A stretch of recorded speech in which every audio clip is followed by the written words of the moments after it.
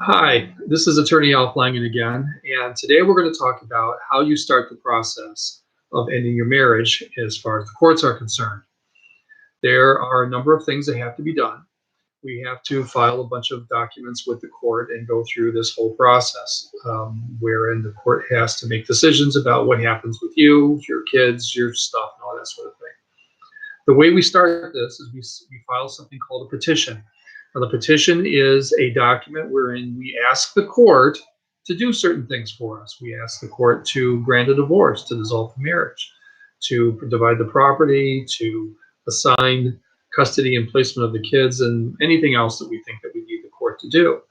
Now, what kind of information goes in the petition? Well, there's some identifying information, your address, where you live, where and when you were married, how many kids you have, all that sort of stuff. And that magic phrase that I talked about earlier, that you believe that the marriage is irretrievably broken. And that's why you want to get divorced. Remember, I said that Wisconsin's in the default divorce state. The other thing that has to go along with the petition is something called a summons. A summons is a notice to your spouse that you have started this action. Divorces are lawsuits. They're civil lawsuits. You're suing your partner, your spouse, for a divorce. Summons tells them that formally that that's what's happening, and includes some information about what they're supposed to do once they get this information. The most important thing that they need to do is they need to file an answer within a certain period of time, usually 20 days, actually exactly 20 days. They have to file an answer verifying whether the information in the petition is correct or not. Now, sometimes we also file some other documents along with the petition and summons. Those are the two basic documents. Now, if you have kids, one of the things that we also file is something called a confidential petition addendum. And this is something that's been around for a while, but it's still fairly recent in the law.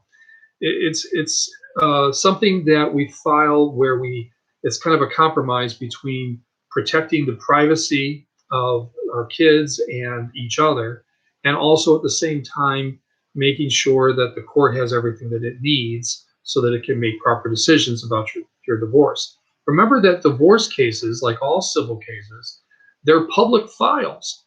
Anybody can walk into the clerk of court's office and they can ask to see a file. And unless that file is sealed, they can see it. Same thing with divorce cases. So that means that somebody who's enterprising and crooked could steal your identity, and they could use your social security number and date of birth and all that other sort of stuff to do nasty things. So what we do in Wisconsin is we have things called a confidential petition addendum that has that specific information, date of birth, social security number, those sorts of things. And those get filed with the court, but they're under seal. So the only people that see that are the judges, okay? So we file that. Now, divorces in Wisconsin take a minimum of 4 months. Usually, where I am in Brown County, most of the time it takes anywhere from 6 to 8 months minimum in order to get somebody divorced. A couple of basic reasons for that. The biggest one being that there's a statute that says you can't get divorced for at least 4 months from the time that you file the divorce case. That's to give you guys a chance to reconcile or kiss and make up. Usually doesn't happen, but I have had a number of cases, a handful, maybe 4 or 5 over the years, where people have decided that they want to put the brakes on the divorce and they want to try to make a go of it. And 1 or 2 of those times it's actually been successful. So sometimes it does work. Most of the time it doesn't. Unfortunately, once you've gotten this far, you've pretty much decided you're done. So anyway, the bottom line is that because we have at least 6 or 8 months, sometimes longer, before we can actually get you divorced, well, we might need some temporary orders put into place by the court that will make sure that things will continue to go smoothly. Who's going to pay the bills? Where are the kids going to live? Who's going to be in the house? All that sort of stuff. Should somebody be paying support on a temporary basis? All those things are covered in what's called a temporary order.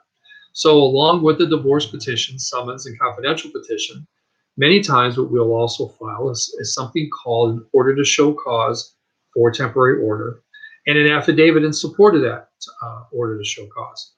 All those are documents where we ask the court to put into place on a temporary basis those things that we talked about, kids, house, all that sort of stuff. The affidavit is a sworn statement that you sign, wherein you're saying that you need these things. So those are the things that get filed with the court, and that's how we start the divorce process. Next video, I'm going to tell you a little bit about how the process works and what you should expect, and we'll keep going from there. Thanks a lot. Talk to you later.